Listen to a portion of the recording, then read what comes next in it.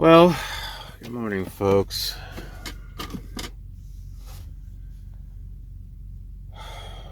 I think I jinxed myself when I was saying the loads that we had coming up because I can't find my wallet.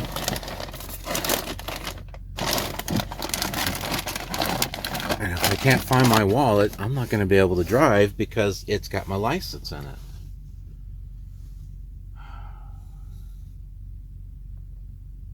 I'm pretty sure. I mean, I had it yesterday because we went to the store.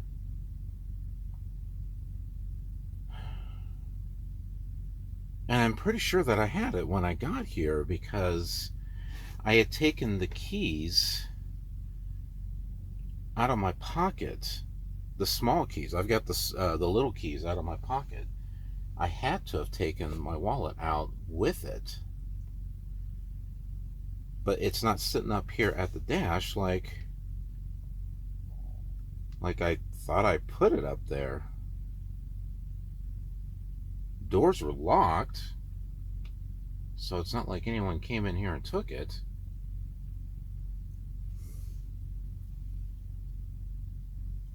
This is frustrating. This is really frustrating. How can in a small space can you lose something like that? That doesn't make any damn sense. I swear, I must be cursed. I'm either cursed because it's me, or it's a family thing. Because my uncle is a truck driver. He's not over the road truck driver. He's a local truck driver. But the stories that he tells me, I think some of it's exaggerated, but the stuff that he's experienced driving trucks, it's almost as if it's all fallen onto me it's all passed on to me or something. And I know some could easily say, you just lost your wallet for show material. Dude, I'm telling you right now, I did not lose my wallet on purpose. I did not lose it on purpose. My license is in there, my health card is in there, my com data card is in there, the 3 truck stop cards are in there, 2 credit cards were in there. One was disabled. Actually, there's 3 credit cards, but one was disabled. I got 2 debit cards in there. There's about $20 of cash that was in there. I can't think of anything else that was relatively important, but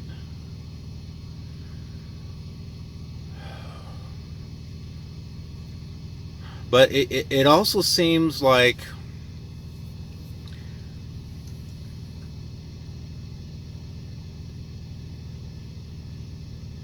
someone up above who's been watching out for me. I will say this much: someone up above has been watching out for me because I could have been, my life could have easily ended. I think in a couple of situations. But I also think someone up there has a sense of humor who thinks this is hilarious. Maybe someone up there watches my show. I don't know. I don't know.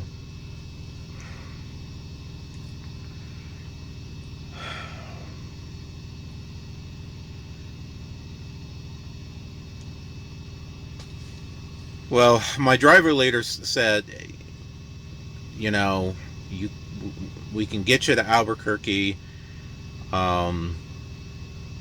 If you get pulled over by DOT, they can look the information up.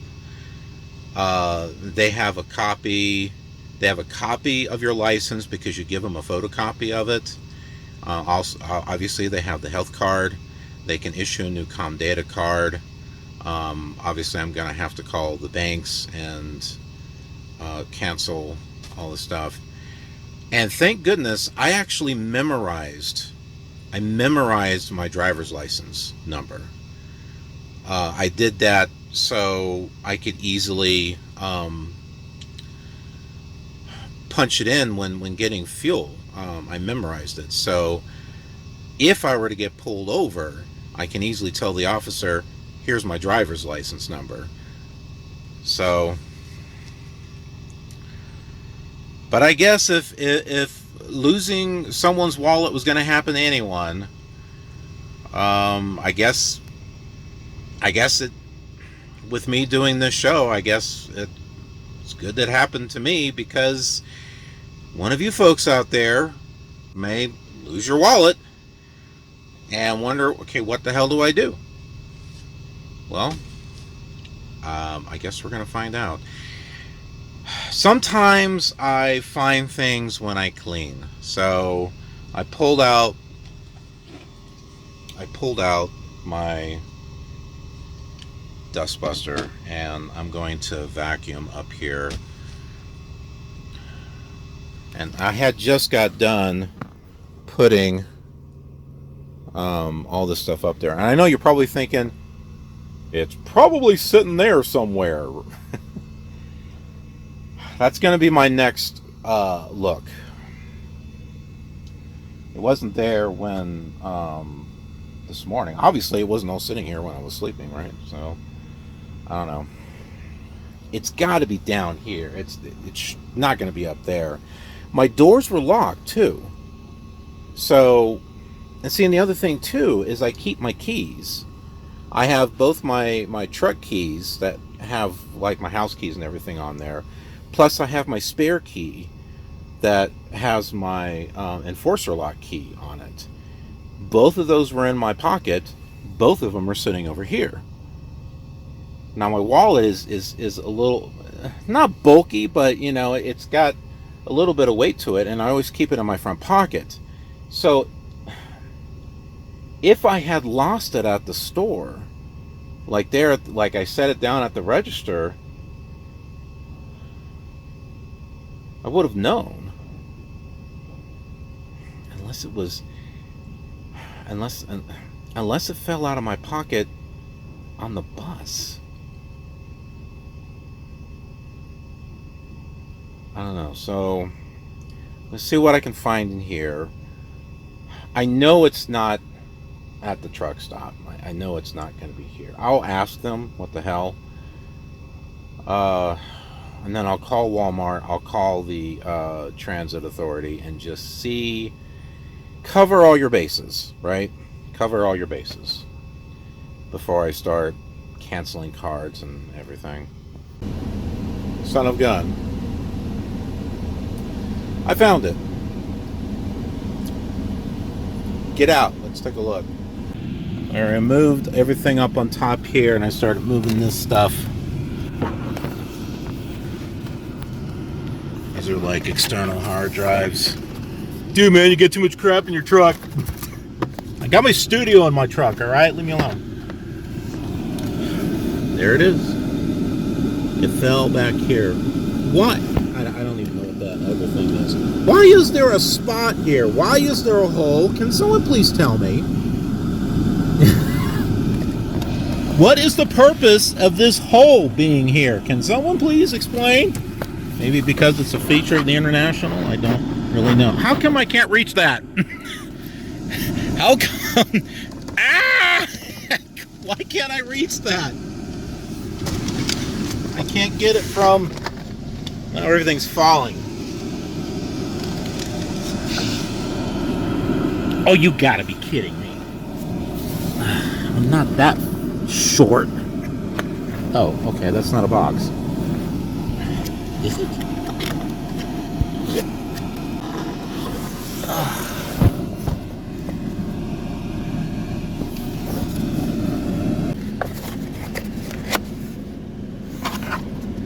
I think this is mine, but I don't know what was in it. It looks like a power cable goes in there is what it looks like, but what it's for, I don't know.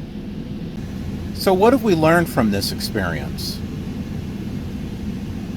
Well, apparently if you have an International, maybe any truck in that for that matter, there just happens to be a couple of spots, call them features if you will, where anything could fall down there.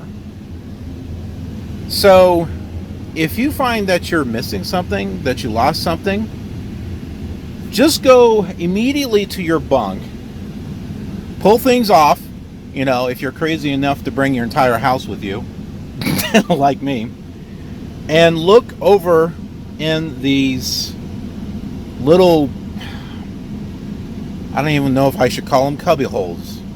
Black holes would be probably a little bit more accurate, because it probably fell down there. There's another one over here, but I've got my heater sitting right there, so like nothing really falls there. I have put my jacket and stuff over there, and it's kind of covered that up. But yeah, I mean, over here I've got my gaming laptop bag sitting here, even though my laptop is actually sitting in the box. It's in there to keep it secured. And I've actually used this for the i3 laptop.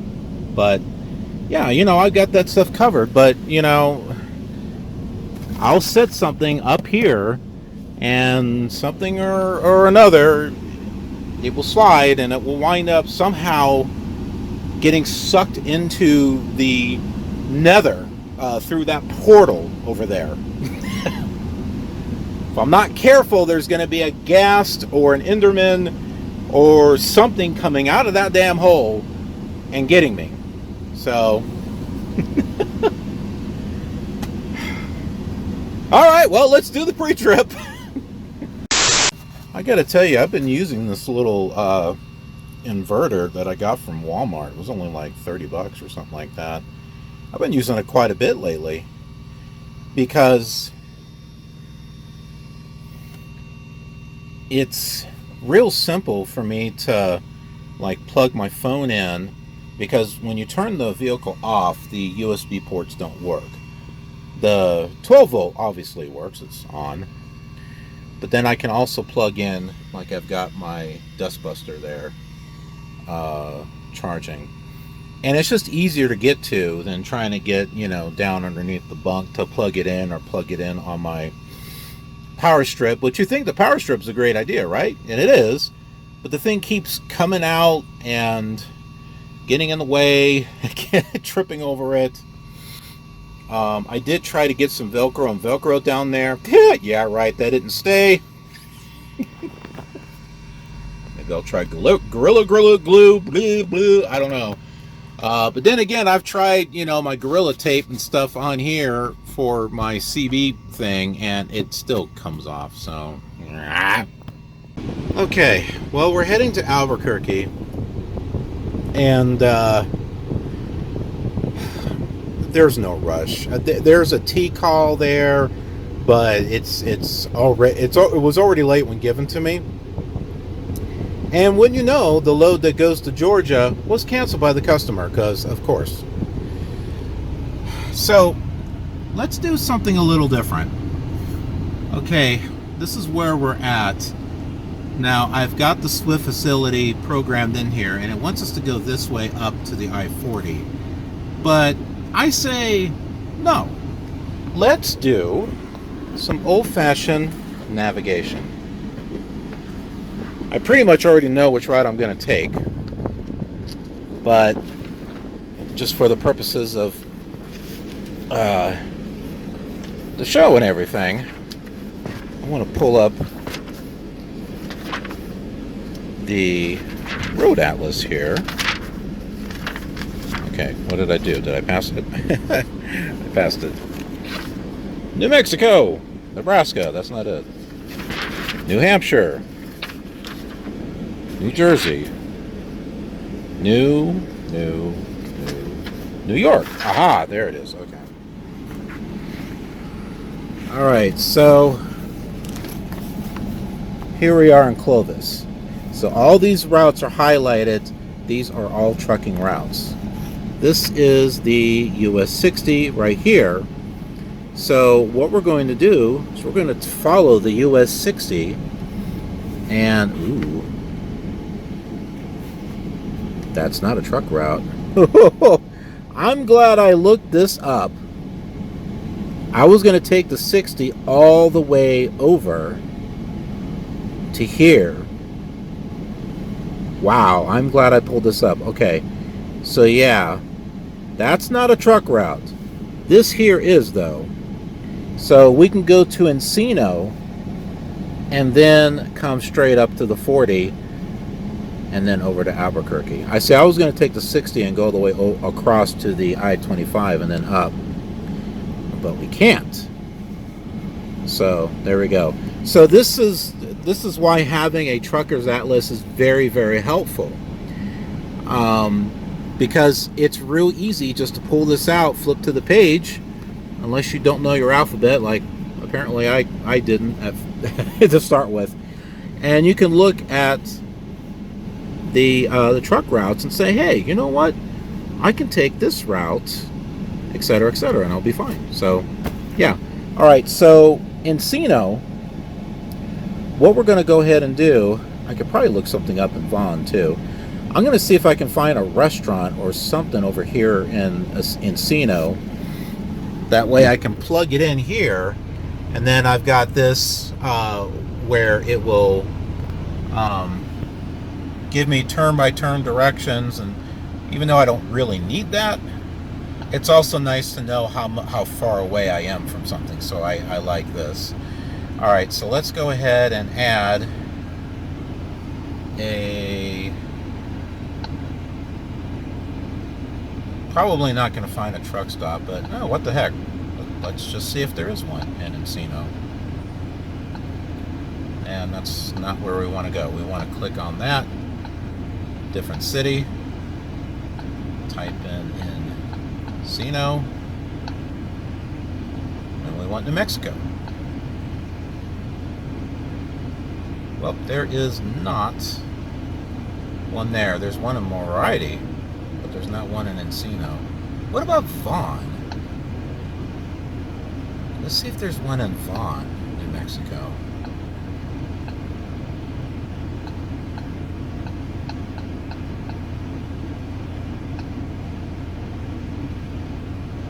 Flying J? Oh, that says I-40. That's definitely not it. Okay, so there's no truck stops or anything there.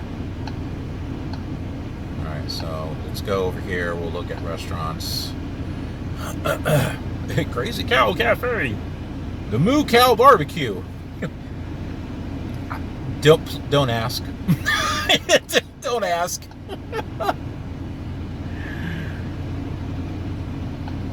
Oh, Chuck Wagon. Well, that looked interesting.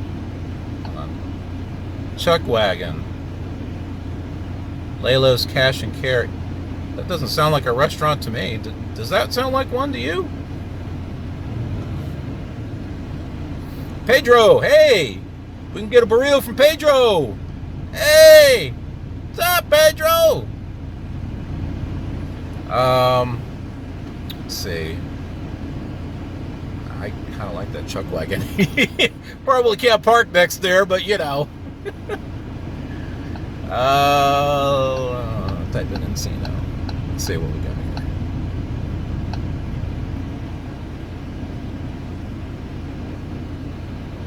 Oh man, they don't have anything in Encino. Okay, then Chuck Wagon it is. We'll add that to the active route. Save that. And that should give us... Please drive to highlighted route. Let's see. Yeah. So that's going to take us down and up. So that way we can do a POV drive and you get to see something a little different. We'll be driving on the US 60. Not all the way because, you know, part of it's not a truck route. But, you know, that's why I like... you know, filming the way that I'm filming, because things are, you know, they're not scripted, they're kind of impromptu, but you get to enjoy and learn things along the way, you know, such as, you know, I was looking at the Trucker's Atlas and finding a different route and knowing that, oh, even though I've taken the US 60 before in a car, I didn't know that that little part was not a truck route. So that was interesting. That was definitely a learning experience for me. Okay, well, let's go ahead and get going.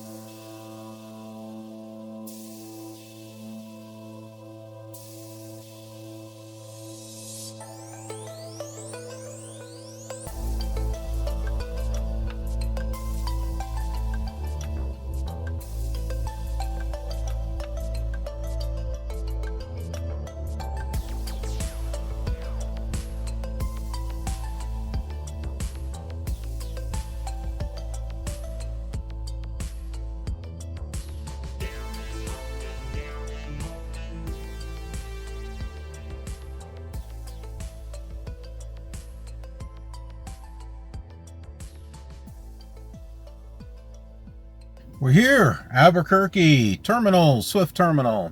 Hope you enjoyed that drive. It really wasn't much to see, but it was different than the interstate. If anything, you got to see the New Mexico desert, so you could be enchanted by the land of enchantment and the wind and the tumbleweeds and everything that was blowing. May not have been able to see it that well with the video and as how fast it's going, but I'll tell you, uh, that stuff was blowing fast across the road. And at one point, we were going into a headwind, and the tumbleweeds were coming straight at us. It made me think of like a video game or something. What comes to mind is Space Quest, the first Space Quest, either for the Commodore Amiga or the DOS. And you're on this little skimmer, this desert skimmer, and you've got these rocks, and you have to kind of like move this way, move that way in order to avoid them. And it kind of made me think of that because there was these tumbleweeds just go. I'm like, it made me think that. So, but something else too. The speed limit was 65. I was taking it at 55 because, well, I got a mostly empty trailer back there. We don't want to take this too quick. And I had turned my CB on just in case there was something up ahead that I needed to know about. And then there's a driver by. Hey, Swift, you need to move over so the rest of us can pass. There are signs along the side of the road that say do not drive on the shoulder. So, no, I'm not going to move over. And I'm going slow enough to where you can pass with no trouble. It's not like I'm going 60 and you're trying to pass me at 65. I'm going 55. You should have no problem trying to pass me. Two, I'm not going to sit there and speed up with an empty trailer and with the winds being as high speed as they are. So, stupid super trucker. Anyway, but you know the funny thing is, eventually that trucker did actually pass me, and about 5 minutes later, I wound up catching up to him. Seriously, you may have noticed that. You may have seen that on the drive, that there were a couple of trucks that passed me, and then just a little bit later, one of them had already turned off the road, and then another one had turned off and was going on US Route 84. So, wow! All your impatience in trying to pass me, that got you far, didn't it? Super trucker. Anyway, let's get out and look for I think I see one, a place where we can dump all that stuff. Right over there. I think we'll be able to. I think I was covering the mic. We'll be able to dump it all right there, I think. Jeez. That's the wind. That's freaking crazy. All right, take a look at this. Well, that didn't really hold. As a matter of fact, this one here, this one fell down. Look at this.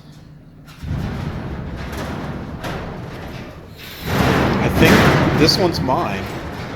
I think, because mine was not bent like that. Jeez, what a freaking mess. Well, making some progress. I got it all moved from there. I had to take a lot of the peanut trays off of here, stack them up so I can drag this thing down. All right. Now, you think that with parking this next to that big dumpster would be the thing to do, but I don't want to lose the chance of having a parking spot, if that makes any sense. I know this is going to be a pain in the ass, but I'm trying to think long term here. Well, I don't want to be here long term, but you know what I mean. Do y'all remember my cart from the very beginning? Yes, I bought that cart and these 2 bags for when I was doing Amazon Flex, and would get like the groceries and stuff. What was the other one I was doing? No, I think it was Amazon. Yeah, because Amazon, you could go pick up from Whole Foods too and do the grocery deliveries. And I bought this when I started doing some of the other stuff for Amazon because of all the water, the cases of water and stuff. And look at this, it's actually coming in handy here.